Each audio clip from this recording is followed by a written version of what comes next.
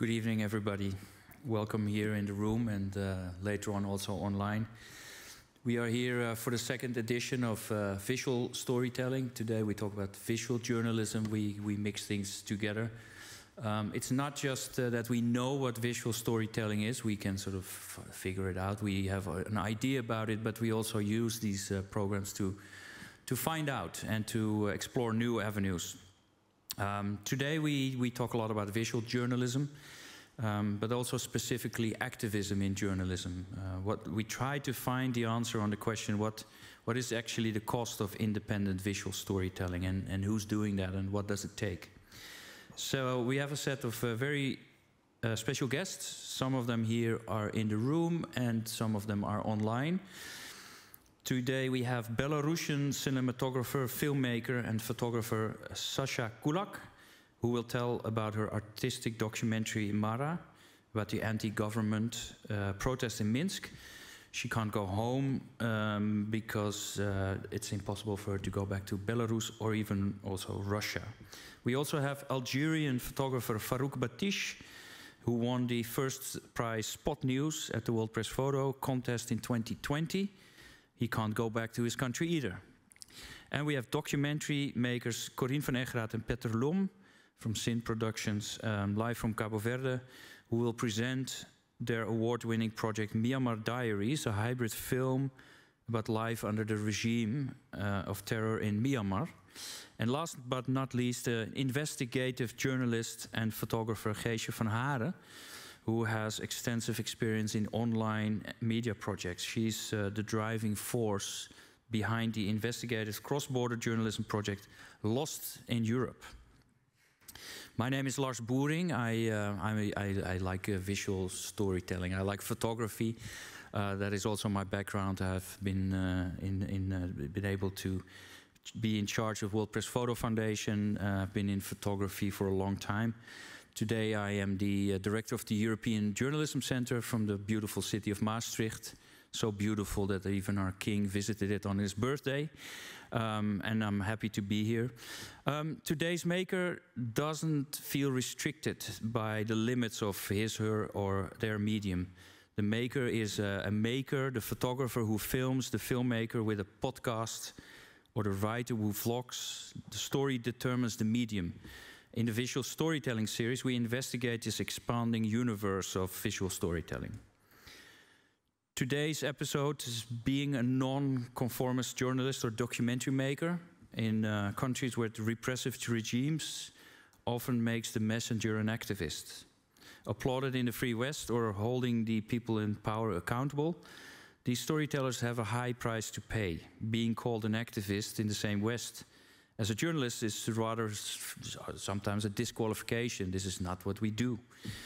But telling the underrepresented stories to cause change here has long been considered subjective by traditional media, belittling the profession of journalism.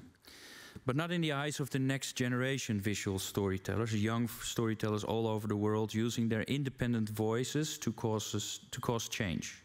So welcome again to you all. We have lots of speakers today, so let's get going. And we will start with Corinne van Egeraat and Petr. Myanmar Diaries, they are with us online from Cabo Verde, as I said. And I would like to start off and give them the floor to present Myanmar Diaries. Corinne van Egeraat and Petr. Yes, hello. Hi, we are in Cape Verde. It is here still very sunny, so I hope we don't flare out. We are working on our next project here about climate change, but about Myanmar Diaries.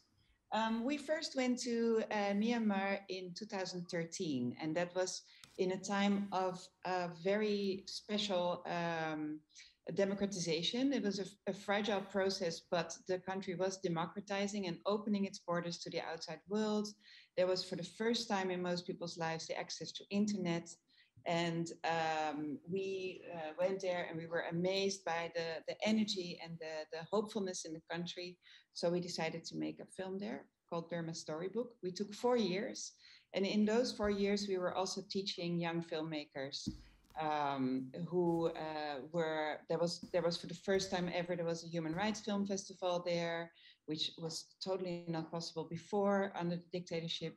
And so there we first started teaching young filmmakers human rights storytelling. And so we left there after 4 years with a beautiful film. And most people we had been teaching, and we knew a lot of the people in the artist community there. All these young people were able to dream their futures. The world was at their feet. It was a very special moment. And so we left there thinking, oh, this is going to go really well. And unfortunately, on 1st of February last year, 2021, the military staged a coup and ended all the hope there was in the country. And since then, the people are brutalized, like the whole population of Myanmar is under threat. Yeah, and so how did this film come about? In the first week following the coup, one of our former students wrote to us and said, look, we want to make an omnibus film of short films about what's happening in the country. Can you help us? So we said, of course. And we didn't know where the project would lead. And it led to this film, hybrid documentary, Myanmar Diaries, that combines fiction and documentary. And it's turned into a seamless whole. So it's not just individual, one story after another, but really is one entire story, blending fiction with documentary. And that's what we've been up to. So what should we tell you about the work process, or more feelings about storytelling? I think, I think first of all, the journalism versus activism. For us, so if we started out with producing and coaching the filmmakers, it's men and women, and they have all sorts of backgrounds. So they're in fiction, documentary, some of them are cinematographers, some of them are more into journalism. So with those backgrounds combined, the first idea was to make an omnibus of 10 short films. But when we saw that all the films were kind of grouping together and they were all so much about the same topic, it was about everyday life under oppression and very intimate stories, sometimes fiction, but always stories that happened in real life to the people, to the filmmakers themselves or to people close to them. And so because they fit so seamlessly well together, even though they come from very different storytelling backgrounds, we decided as a collective, because by then we had named ourselves the Myanmar Film Collective. And this, as you should imagine, is about 10 people on the ground in Myanmar. We were communicating over internet. And then there's a whole team of also anonymous people working in the Netherlands on the film. And we even made a co-production with Norway. So we were communicating with them and talking about how to layer the stories. And basically it became one big whole where we also added some of the exceptional citizen journalism that was made over the period of about a year. And the first time when the group of people reached out to us, I guess our biggest concern was that they wanted to do everything anonymously. And we were thinking, how are you going to make an engaging film of, let's say, an hour and a half, where you don't see any protagonists, where everything is anonymous? And, sure. And I guess that for the visual storytelling part, that is the element that actually, in the end, surprised us the most, because it became like a dogma for the storytelling. It's what unites the stories in the film. It's very powerful. You feel as if it's you there. The Myanmar Diaries has this title because we feel as if we see fragments of people's lives in all sorts of forms and shapes, even animation. But I guess the anonymous element is what keeps everything together, and obviously the same enemy that the people in the film have. I guess I would not call us journalists. Absolutely not. We're too slow to be journalists. We are just, normally we are creative documentary filmmakers. So what's the difference for us? That we're interested in, of course, you're considering the facts, but none of the people who participate in the projects are either journalists or activists by profession. They're storytellers, they're creative people, and they're thrust into the necessity of activism because of what's happening on the ground, what's happening in the country. But I think that our real task in telling these stories is to tell, number one, universal, and number two, timeless stories. And so it's a timeless story about suffering and about pain and about injustice. And I think that's what's the power of creative documentary at its best. And that's what we try to do. Because you want to move people. That's why Corinne's talking about the issue when you don't see anyone's face. How is that going to be emotionally effective? Because what are we trying to do?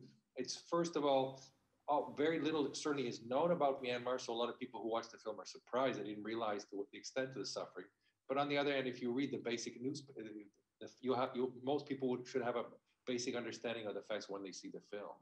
But our goal is to really open you up. And I think that all the filmmakers as well, to open you up so you can't be indifferent to the suffering.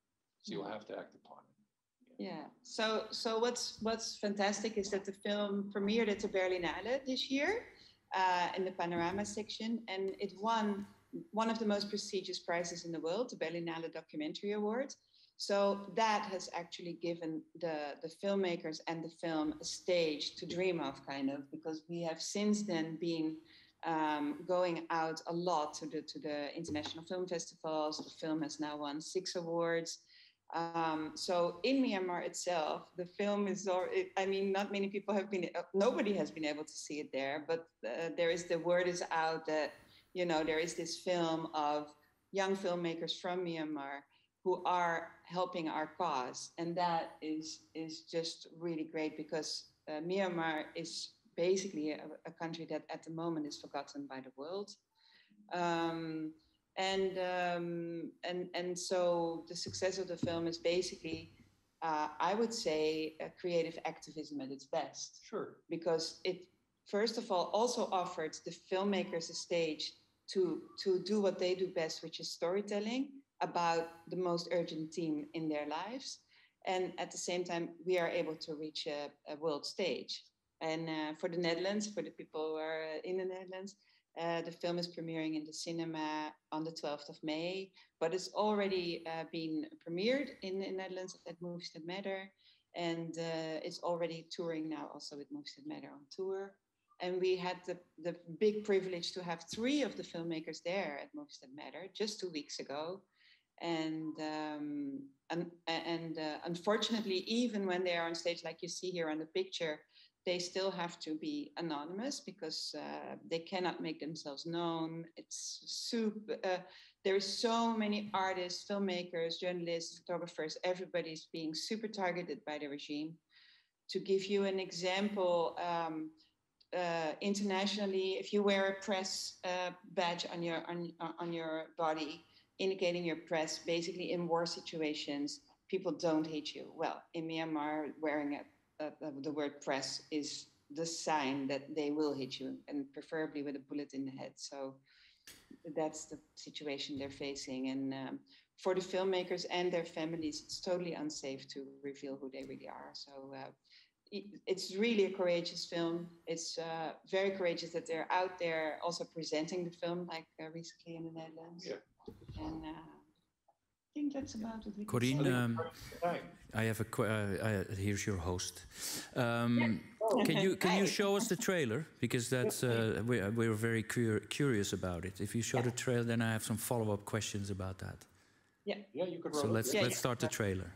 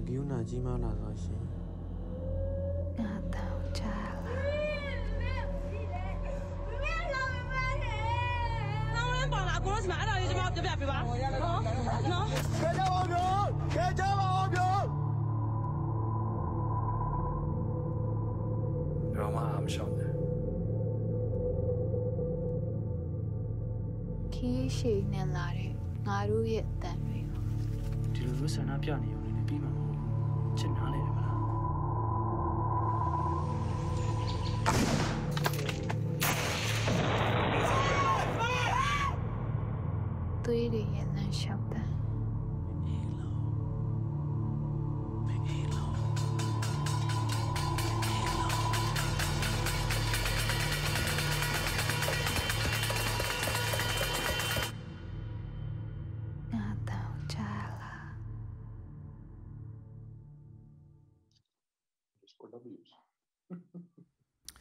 Very impressive. Do you hear my voice? That's what the last line was there. I was curious, you said very specifically, I'm not a journalist. We are not journalists. It's a very powerful statement, but you work with journalists. I had a question, how does your perspective change on journalism? But I crossed that out. So my question would be, what is the change that came about in you, the two of you, working with them as being journalists, but you consider yourself as a documentary maker? Oh, I think that was a misunderstanding. No, I tried to indicate that the filmmakers themselves are not journalists. Right. They're not journalists or activists by profession or by choice. They're creative storytellers. Yeah. So because of what's happening to their country, that they're forced to, they feel morally compelled to tell stories about injustice, about what's happening to them. So. Yeah. Would you say, yeah, go ahead.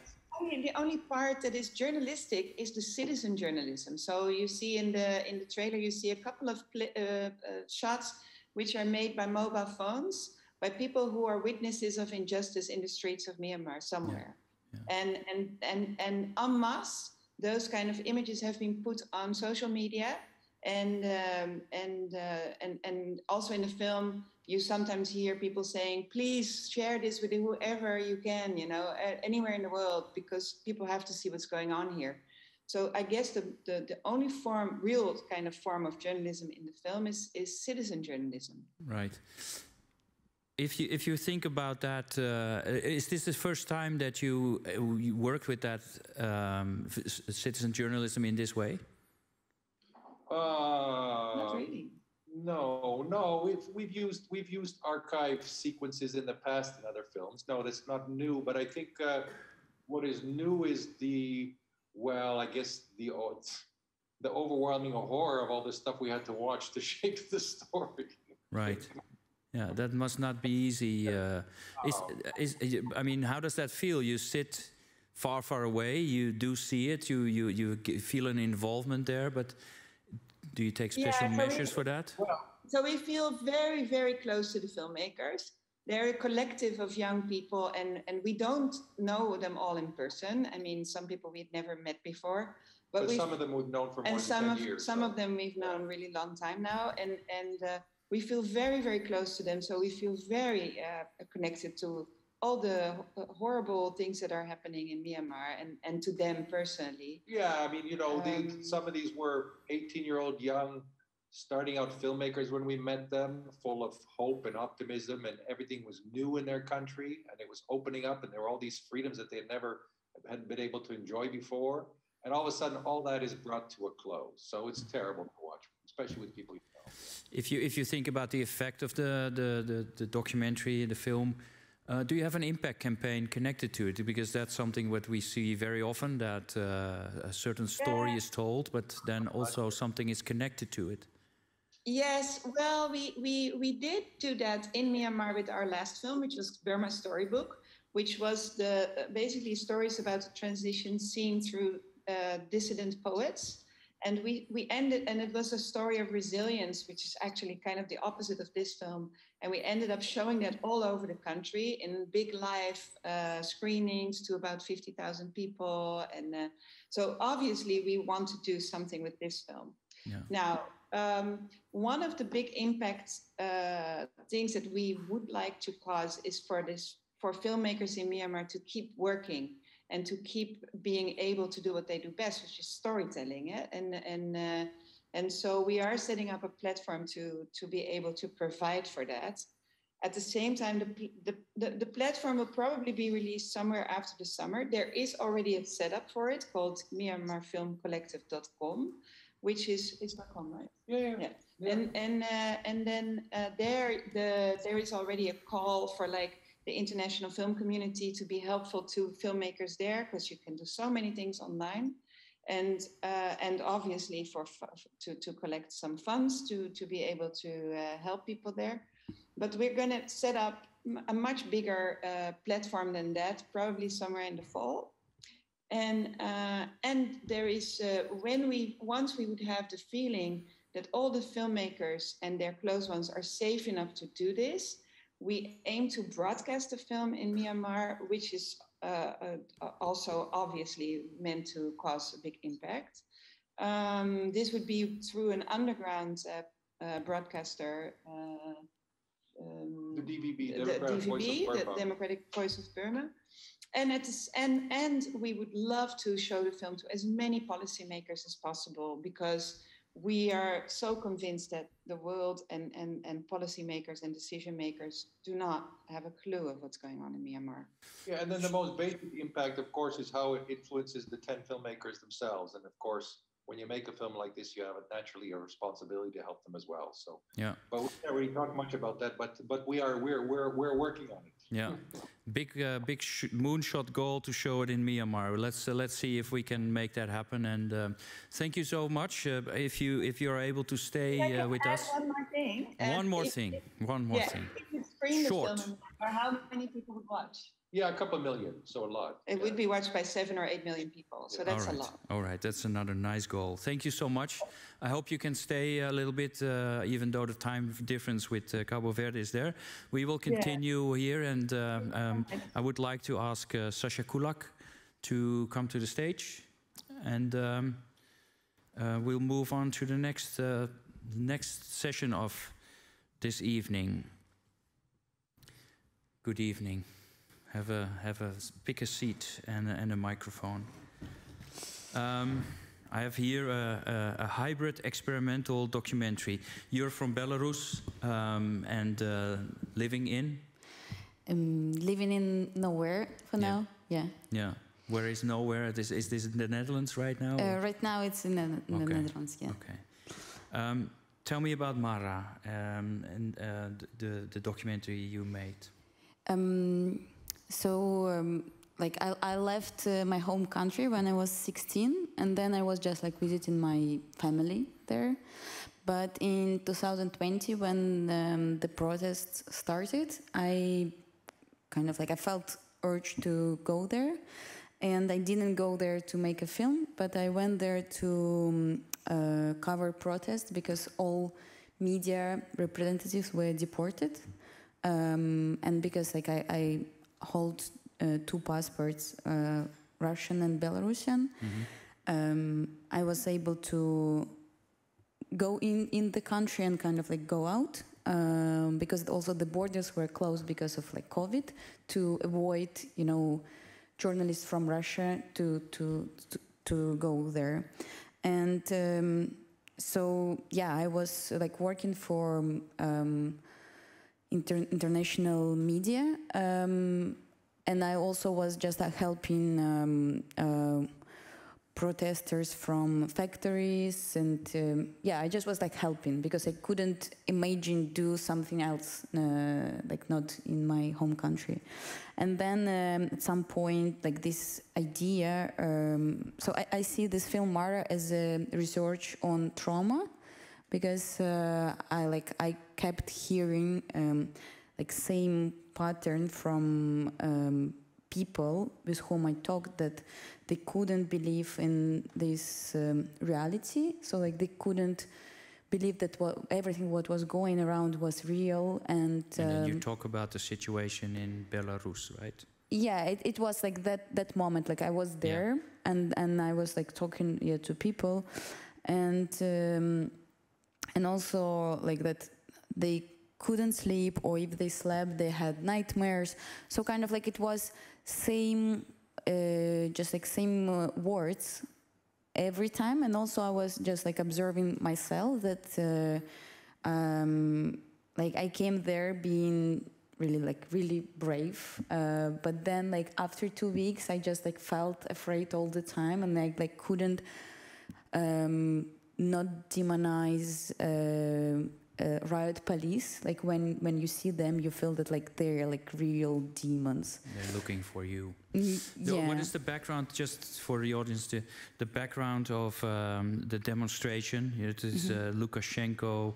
There's a big connection with Russia. There's a big connection with now also with Ukraine. Can you tell a little bit about the background of the demonstrations?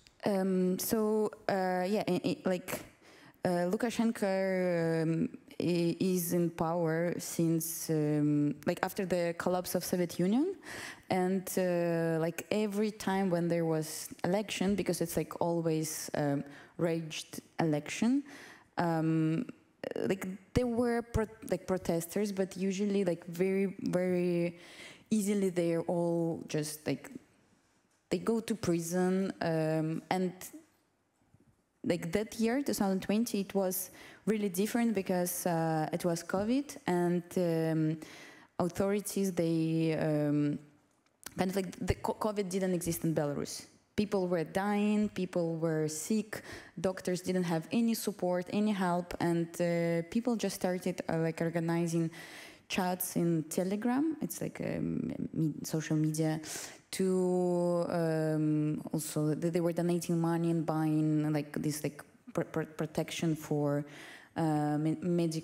for medics and doctors, and they were just like doing a lot of activities, and they realized that like they were not alone. So it's kind of like during springtime everyone knew that there would be protests, but of course no one could imagine that they would be so massive, because it's like first time in the history of Belarus when it's like millions of people they dare to do it.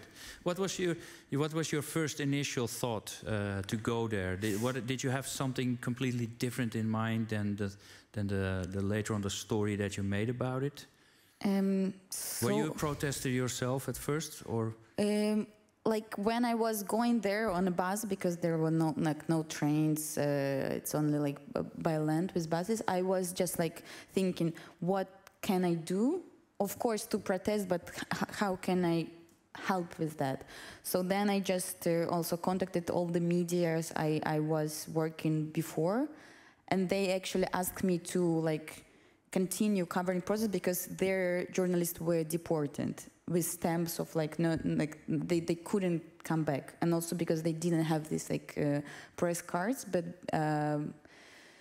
because I'm myself Belarusian, so like I was kind of like a hidden journalist. Yeah. Also like I don't think that I'm a journalist, but I have in my background like I've been working with I was like covering different things, like also protests in support of Navalny, or when he was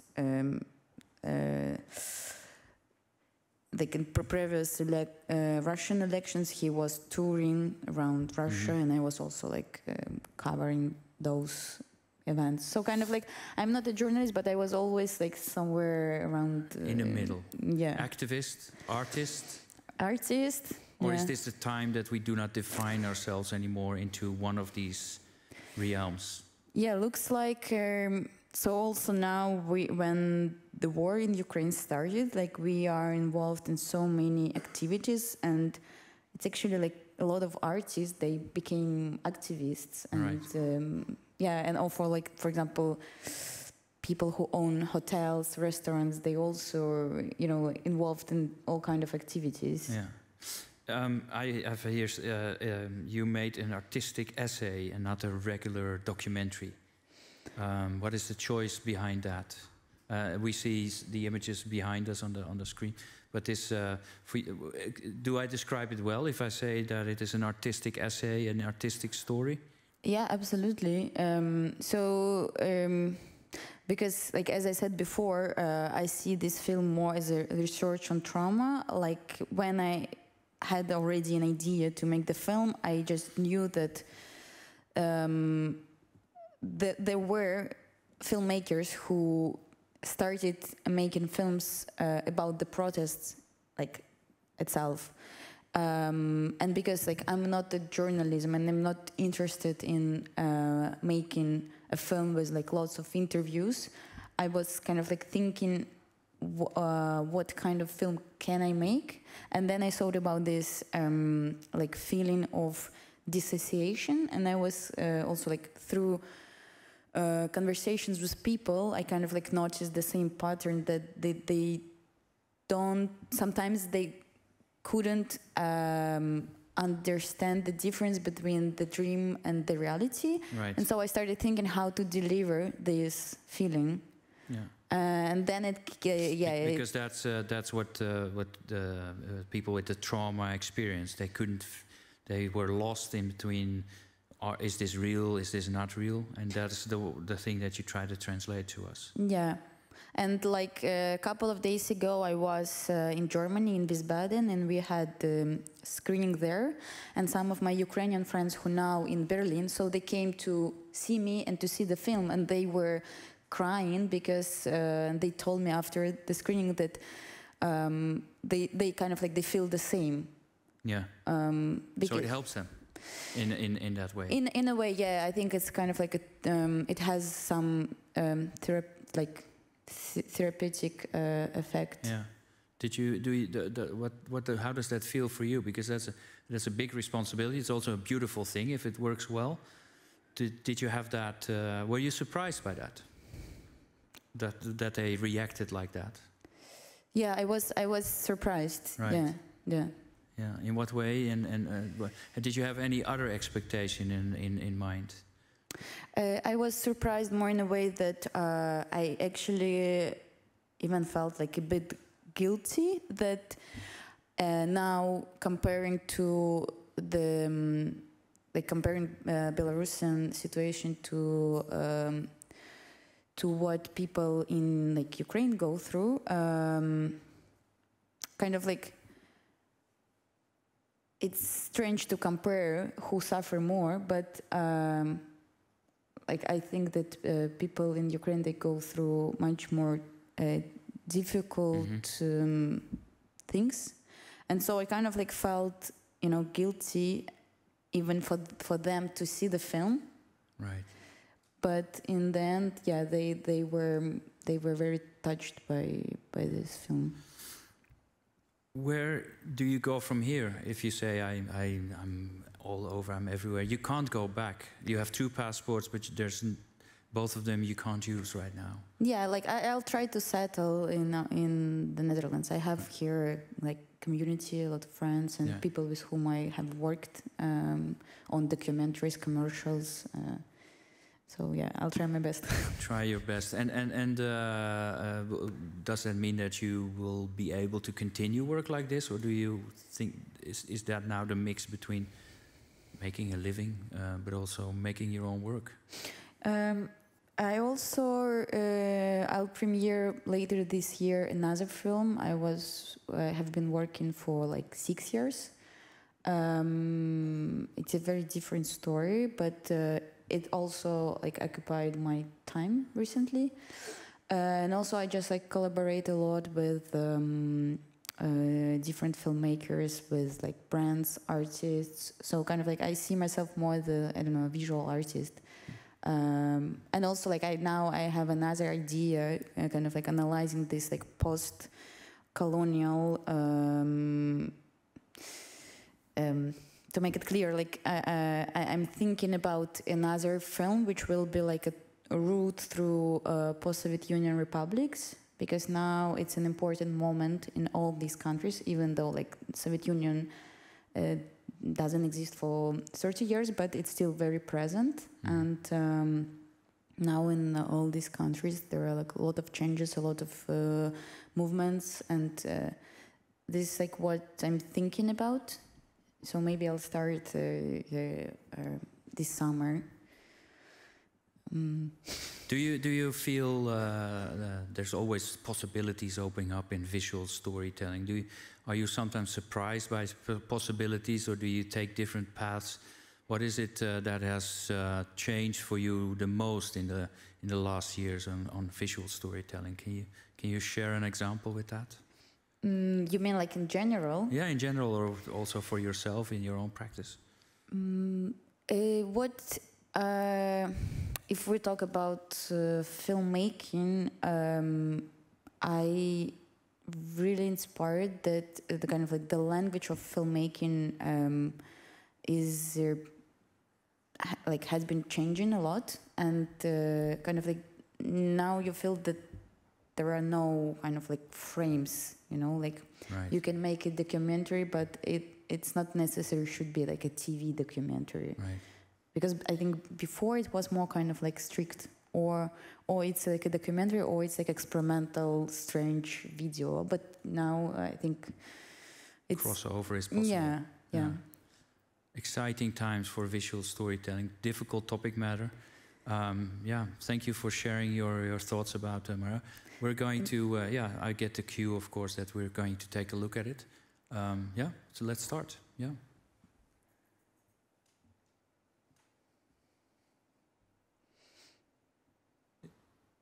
Do you guys start it in? Yeah. Этот страшный сон я вижу снова и снова. Сон наяву, который без крика невозможно смотреть.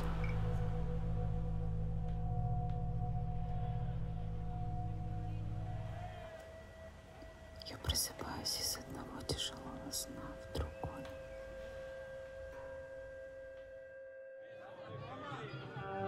Мальчики, вы же живые, ваша душа есть. Ваш Бог создал для любви.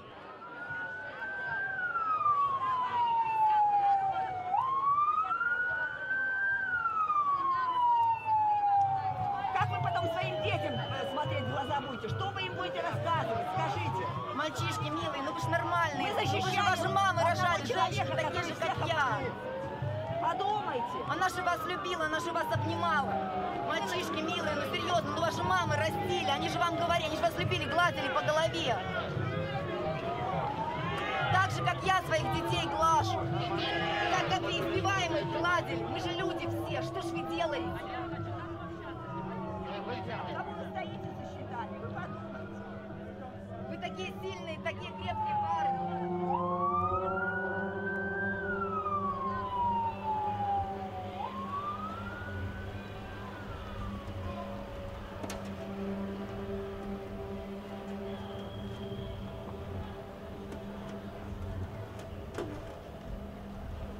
Может, пока... Слушайте, на самом деле мне очень страшно пока что. Мы никуда не дошли.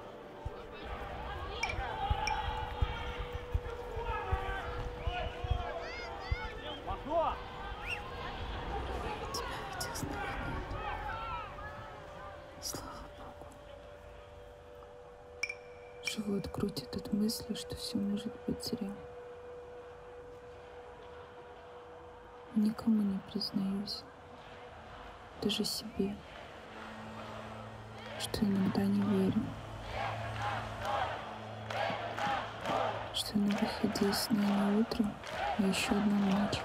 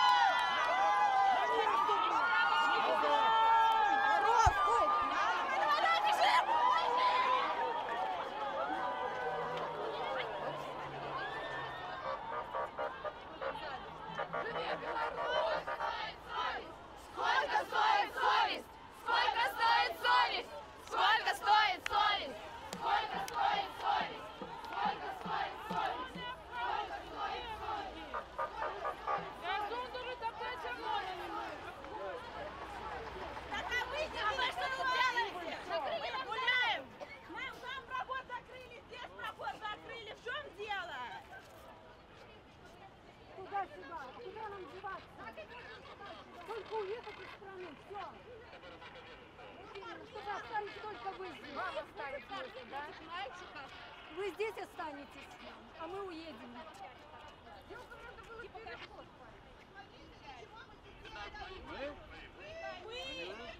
доводите! Против женщин все сказали, вы таскаете. Как вам не стыдно? Да как вы спать по ночам можете? Женщина мир спасла. А вы что делаете?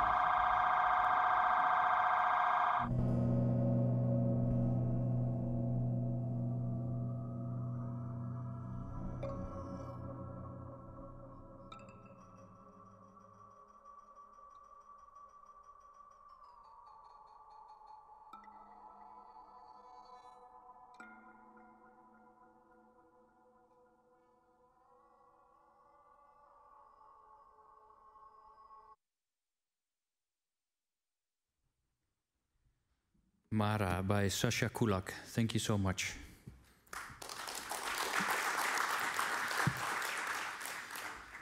Just as I spoke to Sasha about not being able to go back to the place where you come from, where you live or have lived, we also have a second guest that is in that situation.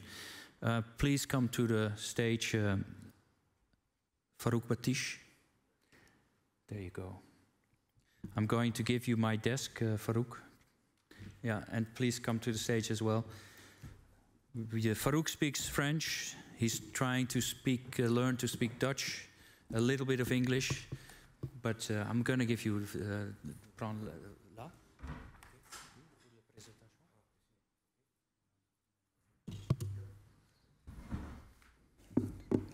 Thank you for joining us on the stage.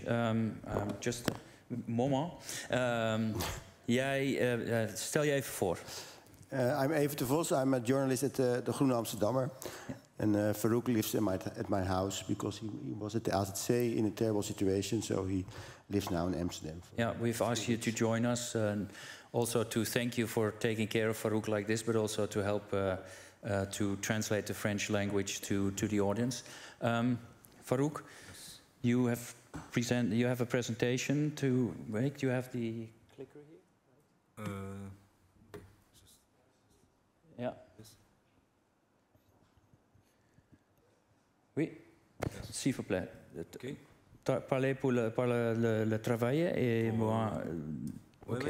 Oui. Cette photo, c'est comment dirais-je, les protestations en Algérie le 22 février 2019. The 20th of February 2019, a big protest against the regime in Algiers. Yes. C'était contre la réélection de l'ancien président qui a resté 20 ans au pouvoir et il était aussi handicapé. It was a protest against the re-election of the president who was in charge for 20 years now. With falsified elections. Donc il y avait des millions dans les rues et pendant 2 ans qui protestaient comme ça. There were 1 million people on the street of Algiers during 2 days. Oui, avancez. Ouais, donc pareil, c'était chaque vendredi. Ça c'est une autre photo, ça qu'on voit les gaz et l'affrontement entre les policiers et les citoyens. These protests were every Friday for a few months or weeks. Pour les 2 mois ou 3 mois ou non, quelques semaines. Chaque vendredi. Ouais, pendant 2 ans. Ouais. 2 ans. Ouais. Pendant 2 ans. 2 jaar lang elke vrijdag. Ja. Ok. Ouais, c'était tous les jours la répression. Donc on ne laissait pas les gens manifester librement. Donc, on les accueillit avec des matraques, avec de l'eau ou des gaz. Here you see the repression with the gas and with water. Every protest is confronted with that kind of police brutality. Ok. Ça, c'est 4 ans avant que les élections se déclenchent. Déjà, il était assez handicapé. It's 4 years before the elections. Ah, 4 ans avant, ouais. Oui, 4 years before the election. And that's the president who's sitting there? Oui, oui. The president is sitting there, the president. Président algérien, oui. Yeah, the Algerian president is sitting there with his hand on the boy. Yeah. Là, il a eu 20 ans pour rester au pouvoir. Here he was in power for 20 years. Donc tous ces manifs, c'était 4 ans après, et à cause, là on le voit en train de voter sur le chariot, et 4 ans après, il y a son cadre qui est présenté aux élections. Donc c'est ça qui a déclenché la révolution jusqu'à présent, maintenant 3 ans. The protest started 3 years ago. With every time the elections were falsified. C'est cette photo qui a déclenché la révolution en Algérie. Là, on voit tout le gouvernement qui présente un candidat, un cadre. Parce que le président, on ne sait pas s'il est mort ou il est vivant. Voilà. Did you say that the president is... Ils ont présenté, au lieu de faire venir le président, parce qu'on ne sait pas, 4 ans on n'a pas vu. Après... they didn't see the president for 4 years, so maybe he was already dead. He's dead. Exactement. Now. Donc avant on le voyait sur la chaise, 4 ans après on voit son cadre. Before il se présente aux élections. Before he was sitting in the chair, people hadn't seen him for 4 years. Voilà. So people thought that he was dead, and suddenly he was there, very sick in his chair. Donc c'est ça qui a déclenché tout, voilà, qui a déclenché tous les trucs. Ça c'est les photos qu'on n'aime pas, que les autorités algériennes ne veulent pas que ces images soient publiées à l'international. This kind of pictures, the regime, they don't like that they are published in newspapers around the world. Ouais. You've been a photojournalist all your life. Vous êtes une photojournaliste your whole life. Pour longtemps. Pour longtemps. Oui, 20 ans. 20 ans. Oui, oui, depuis 20 ans. Et aujourd'hui, vous êtes dans Hollande. Oui. Today you are in the Netherlands. Êtes-vous une photojournaliste aussi? Oui, oui, maintenant je travaille en freelance parce que depuis que j'ai quitté Alger il y a 6 mois. Ja, ik ben nog steeds journalist, want ik ben 6 maanden geleden vertrokken uit Algerië. Yes. Ja. Pourquoi ce n'est pas possible pour vous d'entrer Algérie? Why is it impossible for you to... C'est la raison qui m'a poussé à quitter, c'est que après tous ces manifestations, il y avait une année du Covid où il n'y avait plus de manifs. Donc jusqu'à présent, il y a presque 280 prisonniers par rapport à des posts Facebook. After with COVID, there weren't many protests, but there were a lot of people in prison. How many there were in prison? 280. 280. 280 mensen 280 people were in prison. Journalistes, avocats, étudiants, artistes. Students, journalists, photographers. J'apprends maintenant que 2 journalistes ont été embarqués dans un lieu de travail. Ils sont en train de travailler. Maintenant, il y a 1 heure. Ils les ont pris, une femme et un homme. Donc c'est la chasse aux sorciers, comme on appelle. Today, 2 journalists are arrested in Algiers. 1 man and 1 woman. And they're at the police station, they think, or whatever, and they're interrogated now, at this moment. Donc, vous faites la prison pour un post Facebook, pour une opinion politique. On t'emmène en prison. And a post op Facebook can be enough to be arrested in Algiers now. Okay. Exactement. Donc voilà, même ici, là, on voit qu'ils tirent à bout portant et ils ne respectent même pas les gens qui veulent manifester librement. Donc c'est interdit, tout est interdit. The protests are forbidden and they're confronted with a lot of violence. They don't respect the people who are protesting. Need some water, please. Yeah, go ahead. On voit sur cette photo, ça c'est le début d'une manifestation d'un vendredi. Donc la foule elle est plus à 3-4 km en arrière. Et ils ont décidé de ne plus laisser les journalistes monter sur les toits pour photographier le nombre important des gens qui sont dans la rue. Donc même les gens, ils ont interdit de monter dans les balcons des appartements. Donc ils ont eu des menaces de prison s'ils laissent un journaliste monter chez eux dans le balcon. Okay, it was even forbidden at the protest to stand on the balconies over there. He was at this point of view because he could see how many people for 3 or 4 kilometers were on the streets at that moment. But therefore it was also forbidden to go there. Ouais. Farouk, there are many ways to tell stories, but you do it still through still photography. What is for you the power of still photography?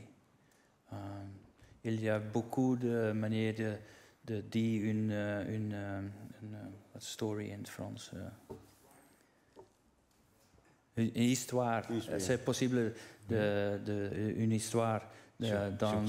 Oui, mais vous prenez la photo.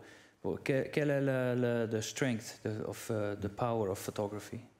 La force de la photographie. La force de la photographie. La force de la photographie, c'est que on est dedans, en plein événement. Et comme on voit sur cette photo, on est vraiment proche et montrer toute la vérité.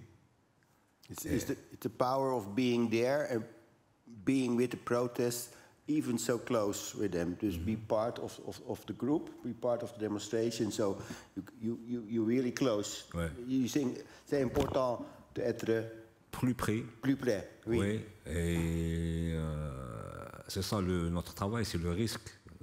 Voilà, donc pour ramener l'information. That's our work, and that's the risk we take. Avoir de bonnes photos aussi. Voilà, tout ça c'est pour l'histoire. Peut-être maintenant on voit ça. You also make the best pictures when you're very close. Parce que en Algérie on a vécu plusieurs révolutions populaires. Donc avant même la chute du mur de Berlin, c'est en 88, 5 octobre en Algérie. Mais malheureusement, les photographes qui ont fait les photos, il n'y a pas beaucoup, ils ne sont pas nombreux. C'est que tous leurs négatifs, ils ont été volés. Donc, ils ont cambriolé leur maison. Juste pour... You can compare the protest with the fall of the Berlin Wall in 89. 88, ouais. It's a very important thing in Algiers, but there weren't many photographers, and their negatives and their material is often stolen by the regime. So there aren't many pictures of a very important protest in Algiers. Farouk, thank you very much for sharing these photos with you. I thought it was important for you to be on the stage with us, and also I hope you will be able to learn Dutch language a little bit, but also to settle. Sorry.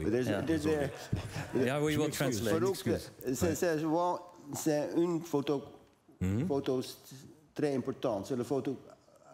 Oui. Cette photo, tu as gagné. The World Press Photo. Oui, en 2020. Oui. Nous pouvons voir cette photo. Je pense qu'elle n'est pas là sur le. Non, je pense. Oh, okay. We will look it up on the World Press Photo website. Okay. Okay. Thank you so much for sharing this with us, Farouk. And thank you very much for helping me out. Yeah, I think we've managed. It is important to show the work also of photojournalists. We talk about storytelling, journalism. Farouk is a special one, and we hope that he will continue to be helped to maintain active in his work. We will now move to our final guest, Geesje van Haren. Please come to the stage. And we would like to see your presentation on Lost in Europe. Thank you for inviting me. I'm very impressed by the former speakers and also about the risk that they take for their publications. I am the project coordinator of Lost in Europe, It's a project that investigates the disappearances of child migrants in Europe.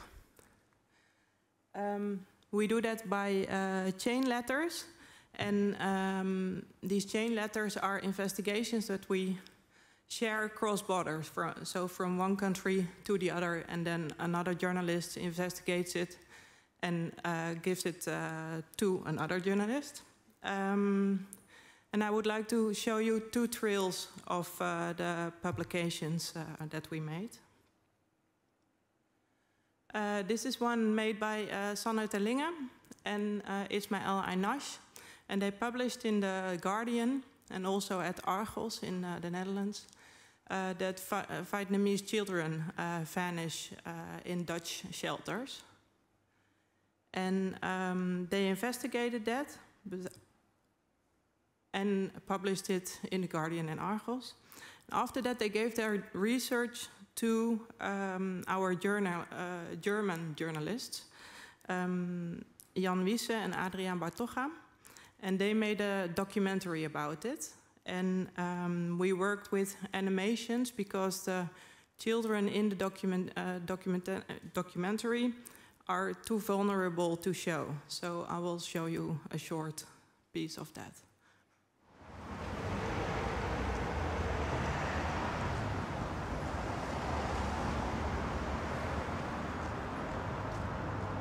Das ist Lan, 12 Jahre alt, herzkrank, zur illegalen Arbeit gezwungen. Mitten in Deutschland, in Berlin.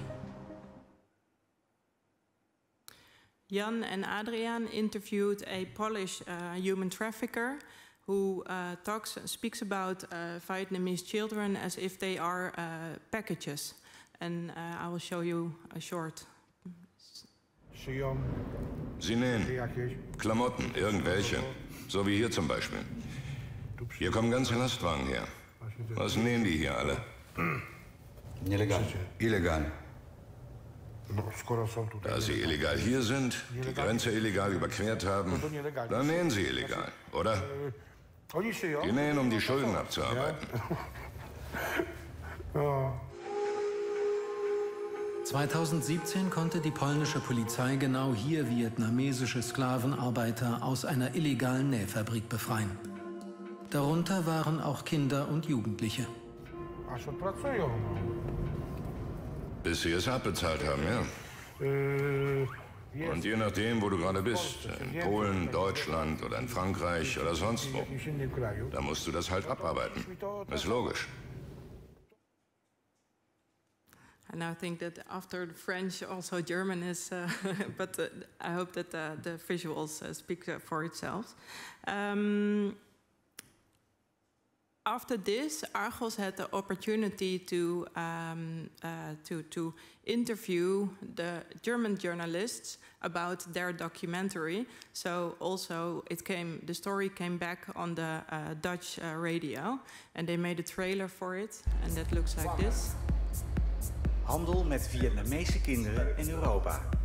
Man hat mir nicht gesagt, welche Arbeit und wie lange, nur dass es nach Deutschland geht.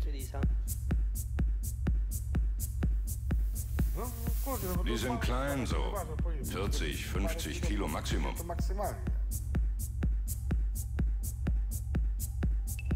Diese jungen Menschen mussten schreckliche Erfahrungen machen. Man kann das so bezeichnen, es ist letztlich moderne Sklaverei. In Wahrheit standen diese Kinder unter enormem Druck, denn sie müssen ja die Schulden an die Menschenhändler bezahlen. Een gezamenlijk onderzoek van RBB, Argos en Lost in Europe.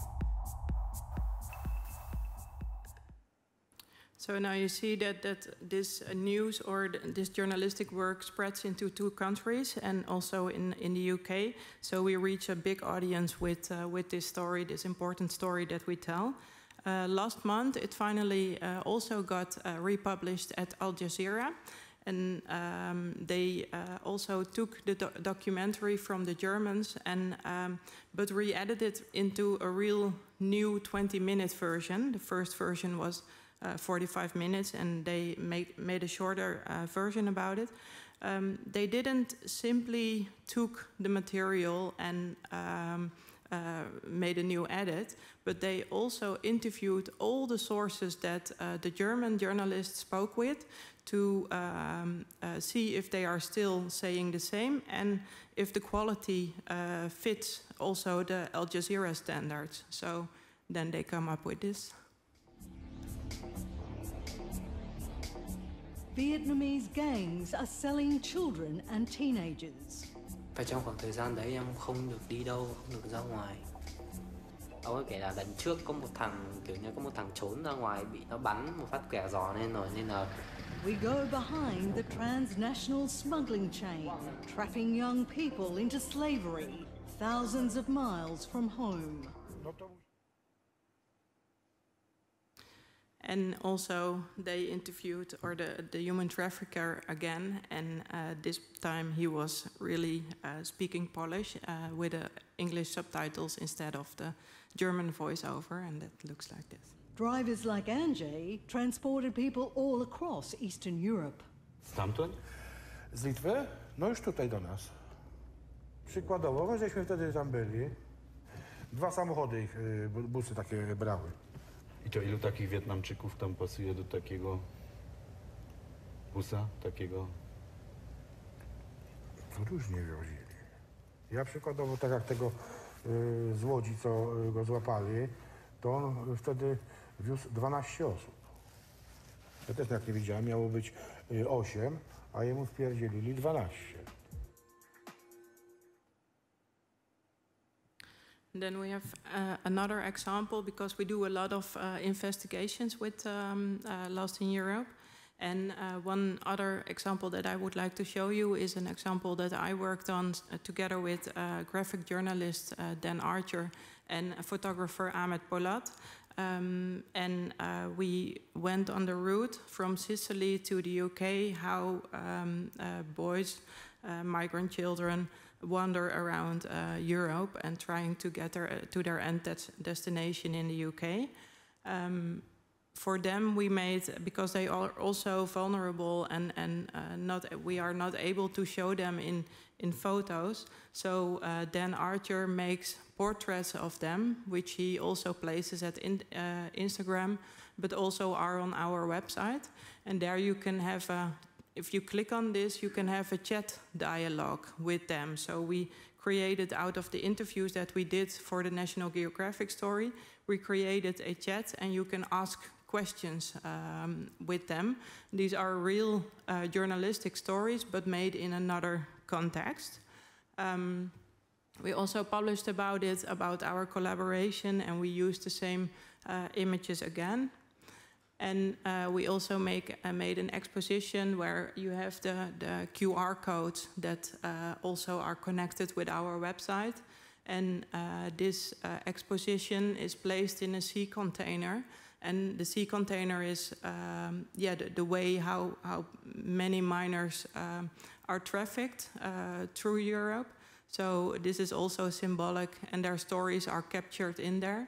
And it went now from Brussels to Amsterdam, and after that it will travel to Italy on the route back where they started. By this way, the last thing is that it will be published in National Geographic when the story is all done. That will take a while. And together in the last 2 years, by publishing chain letters and republish stories, we made over 100 stories with a group of 24 people. And we are a bit proud of that. Thank you.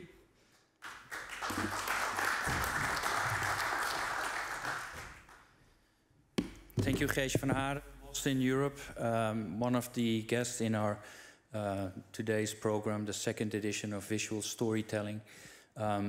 Activism, journalism, storytelling, art, something we will come back to also in version 3, June the 1st, where we explore storytelling and art. That was a 5-second break because we had to finalize the online version of this. Geesje, but we will continue, and we will also open up for the audience to ask some questions.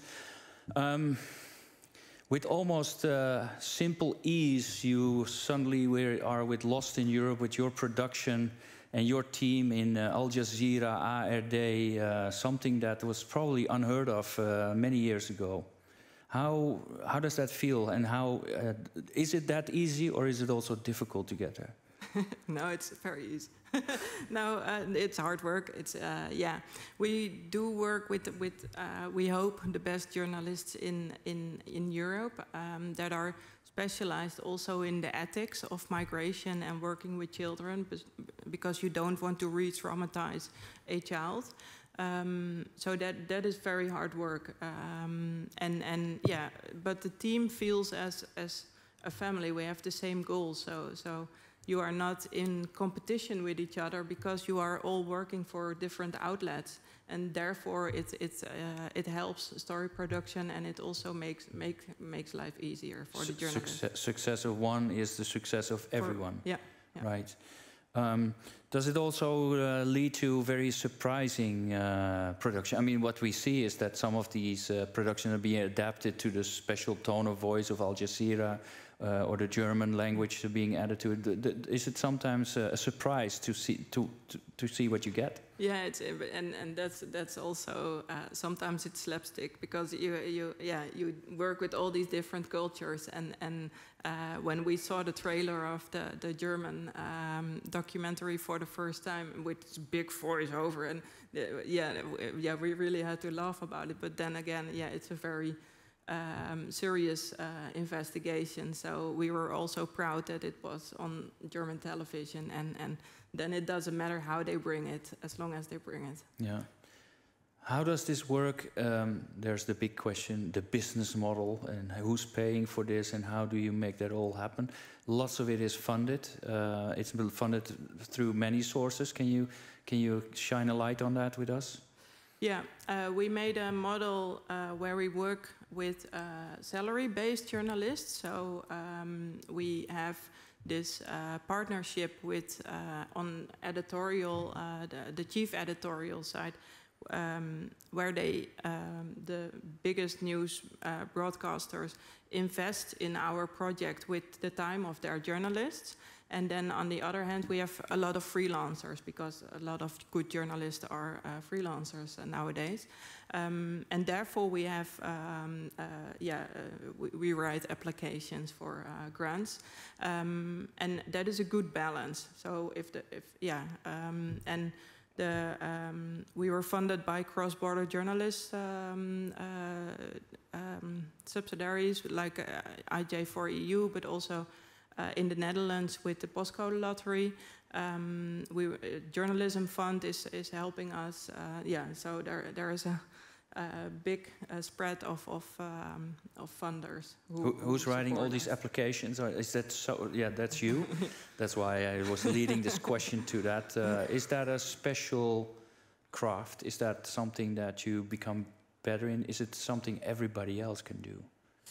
No, I think so, but I started with writing applications when I was young, much younger than I am today. And you get, I also teach in fundraising, so I think others can do this also. Yeah. But then on the other hand, I really like to facilitate the journalists to do their work, because that is very important, and that is also when they are speaking with Bangladeshi migrants who are trafficked and full of traumas. I don't want the journalist to think about, oh, will I get my money today? So that's also, what I try to support and facilitate. What is the secret of that success? If you teach it, what's the most important thing that you teach your people to write applications? Promise a bit, but do more. So we can promise. We promised with the last fund that we would publish 25 articles, and we did over 50 articles. So then you do twice as much as you promised, and I think that is very good, because it's also public money, so you need to spend it well. Mm-hmm. Yeah. We talked tonight about journalists, artists, activists. Activism in journalism is sometimes necessary. The intro I spoke about, let's say here in the Netherlands, in the West, that is something that you don't do. In some places in the world it's become inevitable. But you resist the word activist, I think. You just, what's the, why? And what is then your description of yourself? Yeah, we are. Yeah, I think we're still a team of journalists, but there are different ways how they publish in Italy than we publish in the Netherlands. In the Netherlands, it's more, met afstand, with a distance. Yeah. And in Italy, you have to be a very have a very activistic tone. So that is there's a difference. Sometimes, I think we are looking for children who disappear, but we are not looking for the children who disappear. We are looking for the European policies that leave these children on their own, and that into police investigations that aren't information that isn't given from the Netherlands to Belgium. That is a wrongdoing that we try to expose, and therefore, we are very busy with our journalistic work, and I think we can't create a platform for petitions or something like that. That is not in our core business. No. But you do have an effect. What is the biggest effect of so far? You're still working on it, but can you already see that reporting on this, telling this story, leads to certain insights and change? Almost every publication that we do leads to investigations by Parliament. So that is something that we are proud of. After that, an investigation by the Parliament is put on there, and then nothing happens. So that is quite frustrating. But also with the Vietnamese story, these children disappear from the Dutch shelters, and upon our publication, nobody went looking for them. And with the last outbreak of a group of children from a shelter, the police came there, was warned, came there with their police wagons, and also a helicopter flew over the area. So I think there we did change something. That Here's a difficult, maybe not. I'm just going to ask the question. Journalism and storytelling, is that one of a kind? Does it go along, or do you see a distinct separation? Is storytelling also other things? Yeah, it is. That's a hard question. Because with the journalistic, we work with several outlets, and we work with mainstream media, and journalism is just something that we do, but with also the exposition and all these other forms of storytelling, the chat dialogues that we created, that is another way, because that is not typical journalistic. Yeah. And we like to experiment with the borders of journalism. Where does it stop, and how far can you innovate your storytelling? Right. Yeah. While I'm going to ask you to raise your hand and ask some questions, I would like to ask Sasha Kulak also to come to the stage, and Farouk, come to the stage. And your wonderful host, translator. All combined. If you share a table there, and do we need one? Yeah. So you can sit like that. Yeah, have a seat. I'll. If you take this one, then I will not look at my questions anymore. Same question actually to you. We talked about this intersection of journalism, storytelling. You choose a poetic, very dreamlike way of telling the story. Do you, as much as Geesje and her team explore these boundaries of journalism, do you also explore these boundaries of, let's say, the artistic side of it?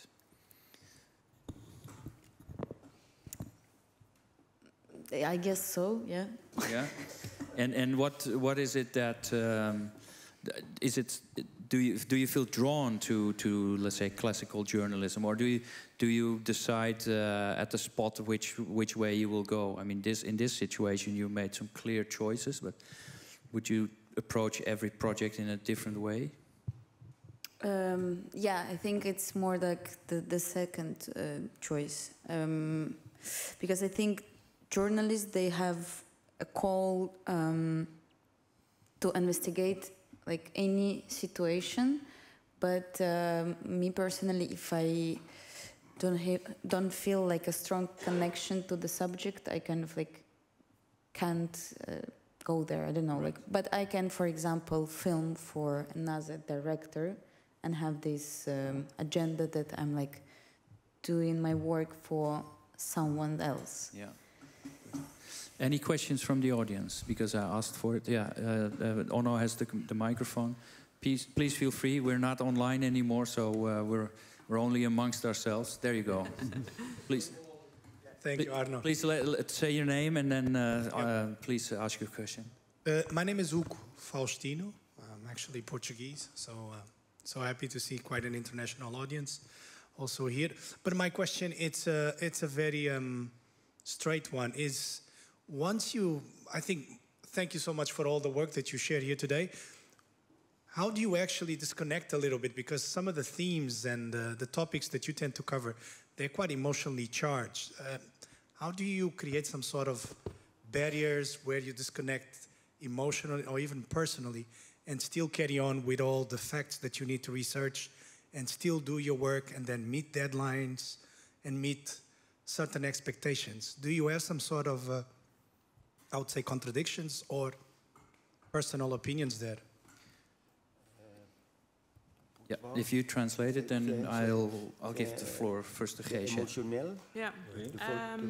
Well, with our team, we we really invest in trauma awareness, and that is trauma awareness while interviewing vulnerable people, but also trauma awareness to yourself. So we talk to psychologists from Columbia University, and we are involved with the DART Center, who's really training journalists to keep their mental health safe. Yeah. Same here. Like I have a therapist, like a psychologist, who works on like traumas, and she gives also like lectures to activists how to cope with this. But also, like what I noticed personally, that I think before I was kind of like more strong, but with like more you grow up, kind of like more sensitive you become. This is sometimes very difficult. Farouk, you ask, yes, okay. Je dois répondre. Oui, s'il vous plaît. Oui, effectivement, quand on est au milieu de l'événement, on est stressé parce que on ne sait pas ce qui va t'arriver, et on reste vraiment concentré sur le travail. Donc c'est un métier vraiment stressant et des fois dangereux. Séparation sur la personne et le travail. Là, c'est pas. Sincèrement, quand on fait ce genre de travail, on le fait par amour, et on veut vraiment faire passer le message des gens. Donc on est tout le temps neutre. On n'a pas de. Moi, je parle de moi personnellement. Je n'ai jamais été de ce côté ou de ce côté. Je suis toujours au milieu. Donc mon travail, consiste de ramener l'information sans maquiller. Donc. understand it gives a lot of stress to make that kind of photos. You're totally in focus with what you're making, but it's also very dangerous. And the question was, how do you separate what you're seeing with your feelings? And you were saying now it's my profession to just to make good photos, and also the protests are it's my task. You're saying, yeah, it's my task to do that kind of work. So you keep your professionality. Do you get help to cope with the trauma? Avez-vous du aide pour le trauma? Assistance. Comment ça? Assistance quand tu as c'est un peu un trauma. Tu as assistance, tu parles avec quelqu'un, qu'est-ce que tu as vu? Non, on n'a pas ça, mais pratiquement tous les photojournalistes, on connaît leurs fins qui ont dans l'avenir tous des arrêts de cœur et voilà, c'est un métier qui fait partie de la vie de la personne et qui ne va pas partager ni avec sa famille, ni avec ses amis, parce que c'est un travail engagé. All those photographs in Algiers, they don't get any assistance. You talk with your family, with your people, your friends, and that's the only thing people do with it when they're traumatized by what they think they saw, or even Farouk himself is arrested and things like that, and it's also traumatic things. So you just talk with your friends and family. Yeah. Any other questions from the audience? Yes, let me help you. Yeah, there's Onno helping you out. Oh, thank you. My name is Louis Visseren, and I have a question to Sasha. I assume you will still have a lot of contacts back in Belarus, in your home country. And I was just wondering whether it would be possible to collect images from them, videos, photographs, well, whatever footage that these people might illegally make from any events still happening in Belarus, that you will be enabled to make a storytelling from the Netherlands. As long as you are living in the Netherlands, you are not able to produce these images yourself, but maybe you can organize this network. Well, I was just triggered by the film that we have seen in the beginning from Myanmar, where the image makers were mostly also citizen movie makers. And so that's what triggers me the question to you. So is it possible for you to continue your work making stories about Belarus while you are living here? Thank you for your question. Actually, we were discussing the same thing a couple of days ago with two other my friends, Belarusian filmmakers. And among those two, only one can travel back home because he wasn't present during this protests, and he wasn't at any courts, places where his face was kind of detected. And we were actually discussing the same thing, how we can make films when we cannot be there physically. I think that something will come up. Also, now, it's a bit difficult that, there are no medias left, no journalists left, so it's only people, also a lot of political prisoners. Now it's 1,200 people in prisons, and a lot of people who left the country, so there are some people who still there, and they as a partisans, they fight with the regime. So yeah, there are some activities of Belarusian diaspora out of the country, and we're thinking what we can do. Is it hard now to? I mean, Ukraine is very dominant now in the news, but it's a country next to Belarus.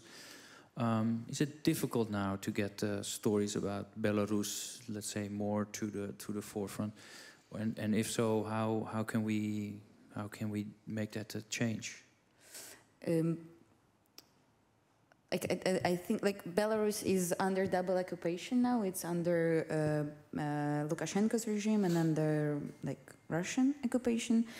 So also I think it's kind of like not time now to talk about Belarus, because like kind of like all people I know, and there are a lot of these like anonymous movements to support Ukraine, and like I think there are some news which come up sometimes in like I see them when like Belarusian people, for example, they demolished the railways to like they didn't allow Russian some like ammunition or something to go to Russian army. But kind of like I think it's not time to ask this question in this way. Like I think like we all as like human beings, we have humanity, and I believe that humanity can stop the war. So like it's our responsibility to don't forget about it, that the war is closer than we think. Yeah. Thanks. Geesje, difficult topic matter always leads to difficulties in getting to the story. There's lots of talk about how dangerous it is, how difficult it is. Do you ever feel pushback on authorities, organizations, individuals that try to, let's say, prevent you to tell the story? And if so, who are these players actually that do it? Yeah. Yeah, a difference, because we work in Europe, and so a difference per country. Our work in Sicily is very hard, because yeah, there are gangs, and there is mafia, and there is all these different criminal organizations from Nigeria who are involved. Yeah, also the trafficker from the Polish trafficker wasn't in a very how do you call it? With happy friends, where you would chat with. So yeah, there's a lot of pressure there. We had our journalists who were staying in Sicily were also pushed on the streets by gangs, and I had to move them from one apartment to another safer place in the city. Where they weren't recognized. We also had to ask interviewees to come to us. On the other hand, you have the authorities, and then some authorities are more active. Italian police is more active. The French police has shouted at me. But in the Netherlands, it's also a frustration to get your information, a lack of transparency, and that is also a very big power where we struggle with, because we need information, and we do that by normally asking, sending emails, phone them, also put FOIA requests to them, where you have to write to get your information, but they frustrate the investigations on and on and on, and that is also, yeah, a power where it's a struggle to deal with. Are there any examples of stories that you actually need to check but can't verify because of this pushback? Is there anything that you can't share because you feel as a journalist you're not there yet to be able to verify it? Yeah, that is actually you say they push back, but that is a story about pushbacks, but not on the, you know about, maybe you know about the story about the pushbacks on the outside borders of the EU. There are also a lot of pushbacks in the inside borders of the EU. So the French police is bullying migrants to go back to Italy also children. And normally, because they are children, they fall under the rights of children's rights, where these children are in reception centers in France. But no, they are put in a container overnight, where is no toilets. We went into that container on the French border, but we can't prove it by evidence. And yeah, those are hard things. We did this FOIA request in 16 European countries at the same time, asking for the same information about who they arrested, when, and who they sent back to other countries, but they aren't giving this kind of information and frustrating the process. So we have to go to court in 10 countries to get that. Yeah. Any questions from the audience? I've yes? got a question Oh, no. myself. Because you all tell stories which are not on the front pages every day. That's very unfortunate, I think. But how do you measure your success? When are you satisfied with when your story is told and being heard? For the three of you. We do publish on the front page. Geesje publishes on the front page, okay, so she has a clear answer. Yeah, but yeah, but not on the inside pushbacks in France or something. Not yet. Yeah, no. But yeah. Do you have? Does it matter where your audience is? I mean, do you care about the front page? I don't know. Like I think I didn't even think about it. Oh, but when are you happy then? When are you satisfied because you're beautiful?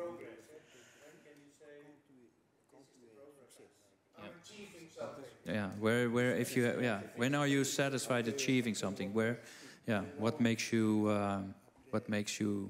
satisfied about it? Yeah.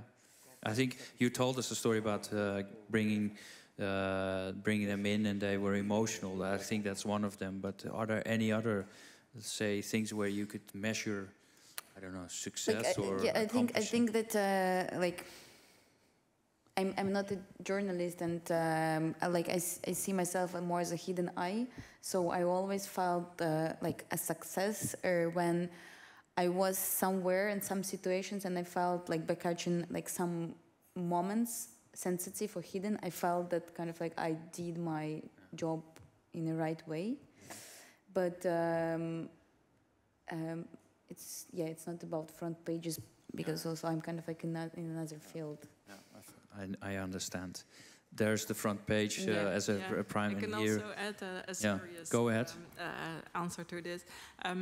Because we set our goal that we would like to work with journalists specialized in migrations and with a high working ethic in all 27 countries in Europe. And we are now in 12 countries working together. So we're still not there.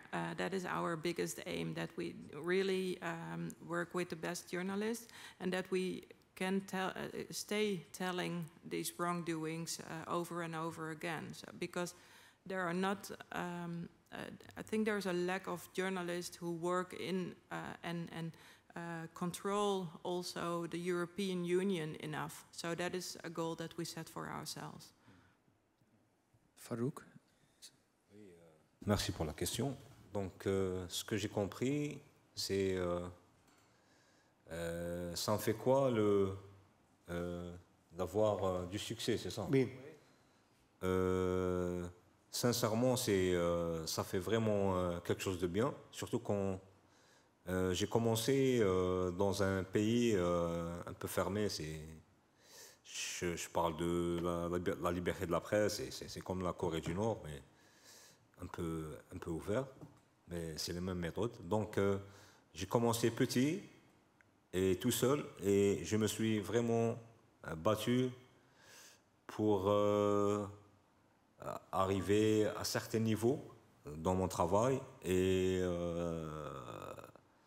sincèrement, c'est un grand succès pour moi, parce que j'ai travaillé et j'ai jamais regardé derrière moi, ou j'ai jamais cherché le succès. Je voulais juste travailler, et Dieu merci, je suis arrivé, mon niveau est arrivé en international un peu jeune déjà. Et c'est ça mon succès, c'est que j'ai fait mon travail honnêtement. Et c'est pour ça que je pense que j'ai réussi ma carrière professionnelle. Voilà.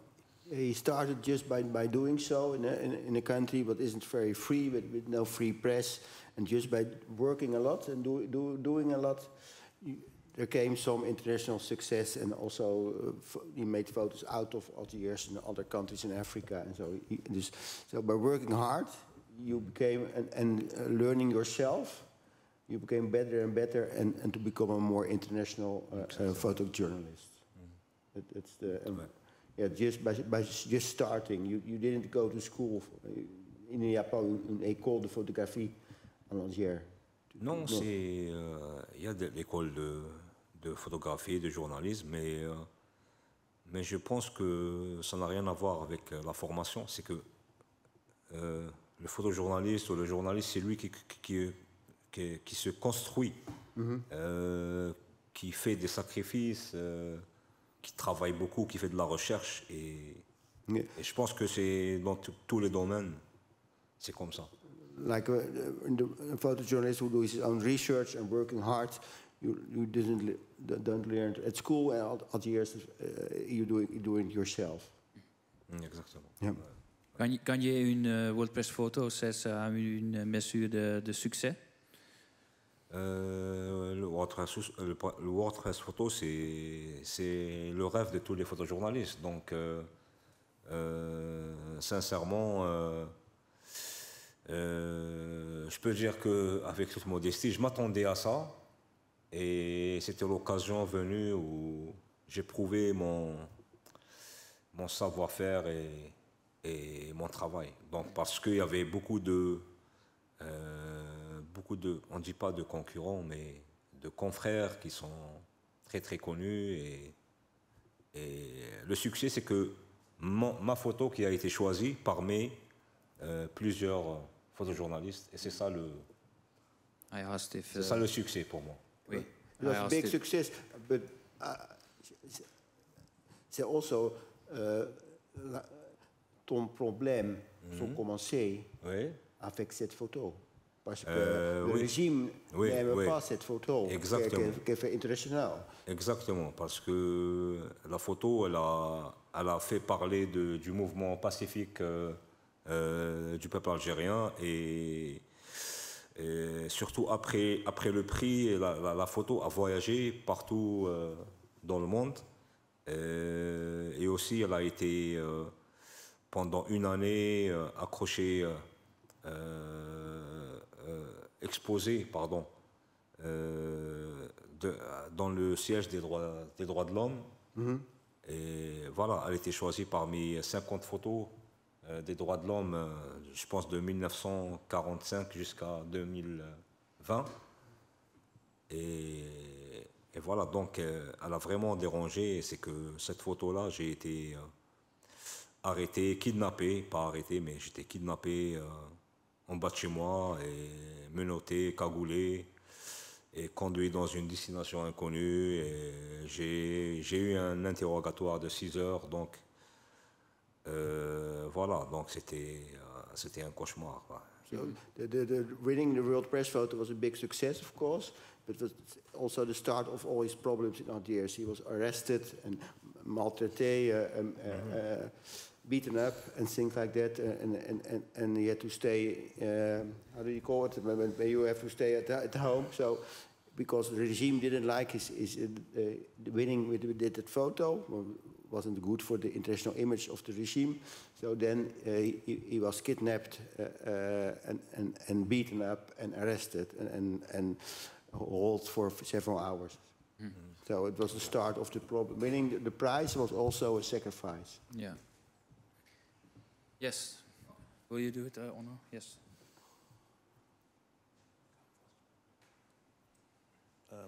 Hello, my name is René Richard. First of all, I like to say that I'm I'm moved and touched and feel sad and a bit angry too with being confronted with these 4 topics. I have a question for Farouk. My French is not good enough to do it in French, I'm sorry. You're an activist, so you're against this dictator, this regime, which I understand totally. But I wonder, do you have any idea what would happen if this dictator is set out of power? Because we have seen already in Libya, for instance, that when Gaddafi was gone, things did not get better at all. And if I remember right, before this man, I don't know his name, of this Bouteflika came in power, there was a lot of instability in Algeria, with a lot of throat cutting and horrible stuff going on, if I remember right. So do you have any idea what would happen if this dictator would be set out of power? Quand le président Bouteflika tombé, oui. Qu'est-ce qu'il y a? C'est une chaos dans Alger. Ce n'est pas la chance qu'il y a beaucoup de chaos et beaucoup de violence. Oui. Quand le président Bouteflika est tombé. Exact. Oui. C'est une chaos. C'est pas. C'est dangereux. Oui, c'est un danger c'est un danger. Merci pour la question. C'est que après la tombée du président Bouteflika, le peuple est sorti dans la rue et il voulait qu'il y aura un changement de tout le système. Donc là, c'est encore plus pire. C'est que les manifestants, c'était pacifique. Il n'y aurait aucun magasin, aucune voiture n'a été brûlée, il n'y avait rien. Parce qu'on a déjà vécu les violences en 88, en 90. Donc le peuple, cette nouvelle génération, est très intelligente. Et c'est eux qui ne voulaient pas la violence. The new generation is very intelligent, is high educated. And the demonstrations are pacifistic. There's no violence. Like in other protests, there was a lot of violence, and they want a democratic regime change. That's the goal of the movement. So there's less danger for those kind of violent things you mentioned, because of this movement is really a pacifist movement. Donc le danger, il est devenu le jour où les militaires ils voulaient mettre un président qui n'a pas été élu par le peuple. Voilà, donc il n'y avait pas de vote et ils ont élu un président. Donc les gens ils ont commencé encore à protester. Et là, pendant le Covid, tous les jours ils kidnappent des gens. Des gens on ne sait même pas où ils sont. Donc il y a de la prison pour tout le monde, même pour des femmes. J'ai mentionné tout à l'heure plusieurs catégories de la société. Et il y a même des mineurs de 16 ans qui sont en prison. When the military, Bouteflika, he stepped down or he died? Il est mort, c'est bon. He died, Bouteflika died. The military, they put a new president there without elections, and there was a lot of protest. But with COVID, the protests were down, and then a lot of people were arrested, young people, women, even, and so that's the situation now. Exactement. Et on est toujours dans le problème parce que le peuple ne veut pas de ce président qui a été élu sans vote. The people, they want to elect the president, and he's the one who is sitting there now. He's not elected; he's appointed by the military. Ouais. Donc, si tu fais un post sur Twitter ou Facebook, ils viennent te chercher de la maison et t'emmènent en prison direct. If you protest on Facebook, it is enough to get arrested. Journalism can be a dangerous job. C'est une profession dangereuse. One more? Yeah.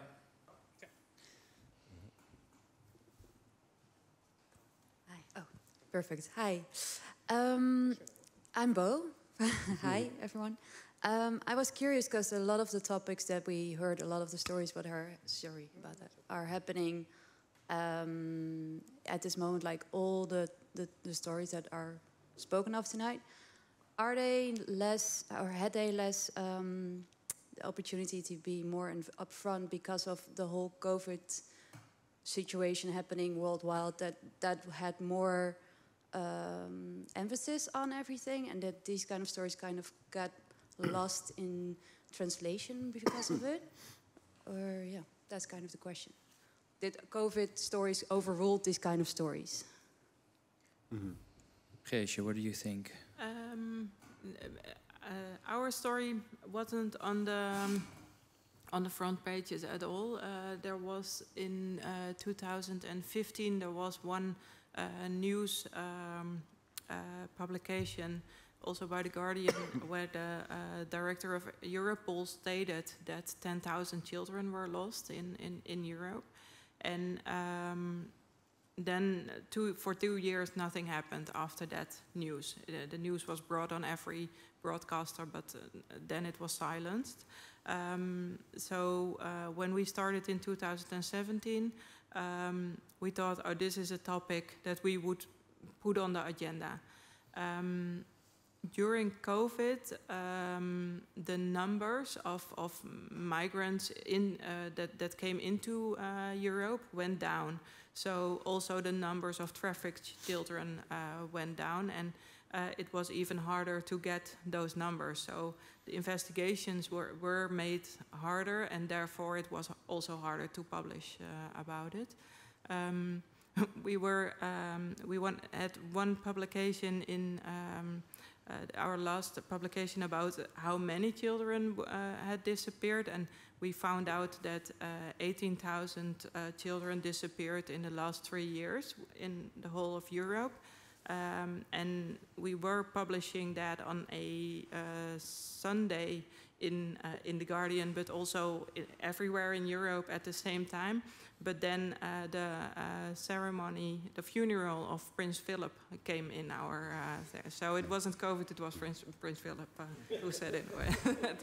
Competition everywhere. It relates a little bit to the question that I asked about Ukraine, and so I've learned from you we should not compare because it's not about the weight of things, but yeah.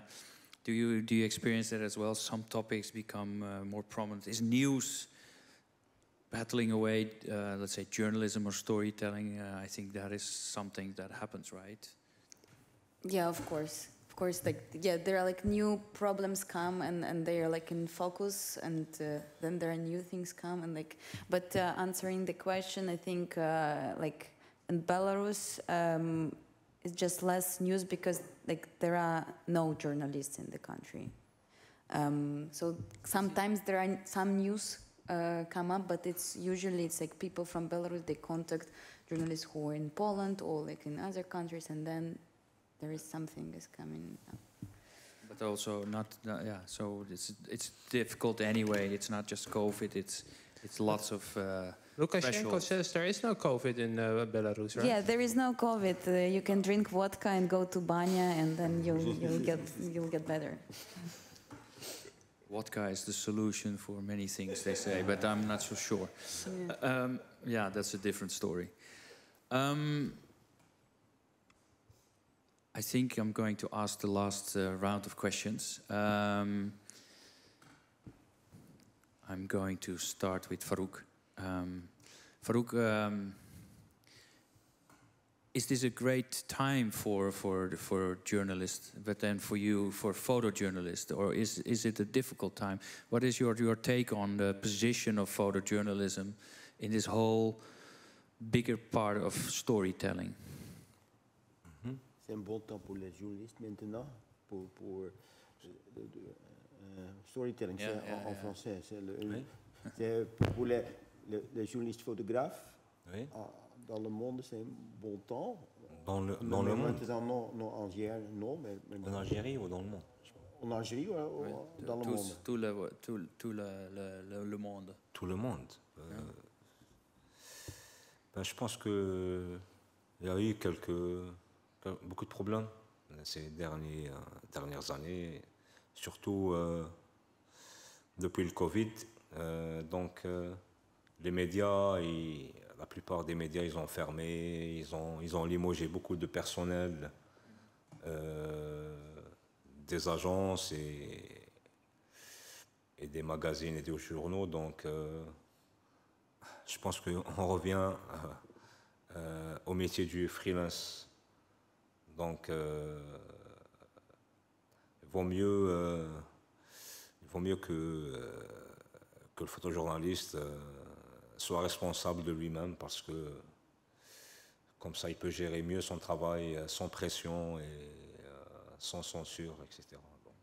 But you say economically it's not a good time to be a photojournalist now because of COVID and all the. Yes. There's not a lot of work at the moment, but a lot of journalists, a lot of newspapers are going down. You don't, with your agency, there's not, you don't get a lot of work. So the photos you're selling, the amount is going down. Yeah, exactly. Geesje, is this a very what is it? Is it a good time for journalism? I mean, it's strange. There's a lot of problems with journalism, also with audience, with financing, but it also seems that lots of new audiences are there. The investigative journalism platforms, independent, are rising. Is this where are we in journalism at this moment, I would say? You should ask Eva that question. Now I think, especially for investigative journalism, there's because in daily news that has the competition of Twitter and so on, but investigative projects, because these are all slow journalism, long-term projects, there is a good ground to work in. And you see that, a lot of funding, it is not the funding that was there via newspapers in the past, but there are a lot of grants now who know what it's worth to hold democracy upon account. So, we see that there are a lot of new investments in there. You have to keep the barrier between the ones who paid and the ones who do the journalistic work, so that there is no influence and you can be independent as a journalist. But as I think the ground is there also. So I think it's I'm very positive about what's possible. Mm-hmm. Yeah. I always say I'm an optimist, and then in journalism it seems to be difficult to be an optimist, but I refuse to give in. Not journalist, maybe art, storytelling. What is it that you are drawn the most to? Are you drawn? There's this force field that you work in. What is it? What do you feel in your next work you are working on? This dreamlike storytelling, or is more straightforward? Can you share some thoughts with us about it?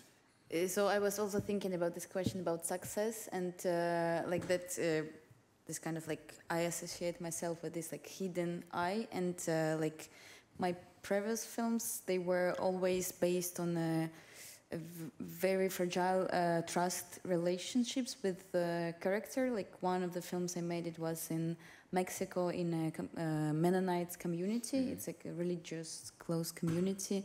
Another was shot in a ghost town in California with just like 2 people living there. And there's like another project which will be released later this year. It's about like a bigender ornithologist who lives in suburbs of Moscow, and they are fan of Twin Peaks series. And like they built a house with interiors from Twin Peaks. So I was always thinking that like what drives me is that this type of relationships I can build with the character, that they trust me and they open up. And kind of like looking for these more like hidden stories, not those which are more like obvious. I'm not saying that obvious stories are not important. It's just like that, kind of like I'm looking for hidden stories. Beautiful. Yeah. Hidden stories. We love hidden stories. Thank you all very much. Thank you so much for helping us out with the translation, and I admire you for helping Farouk out. Farouk, thank you. Merci bien. Merci à vous. Merci Sasha, Sasha, thank you so much. Geesje. Corinne and Petr, we lost the connection, but I think that's not so bad when you're in Cabo Verde. We will forgive them. And thank you for joining us in this. This has become a little bit of an eclectic evening, bringing all kinds of storytelling together. But I guess that's part of the road that we have embarked on. The June the 1st, Onno, art and storytelling. Art is always, I think it's going to be interesting. Hope you can be state of the arts, and I hope to see you back, and more stories down below in the bar. Thank you.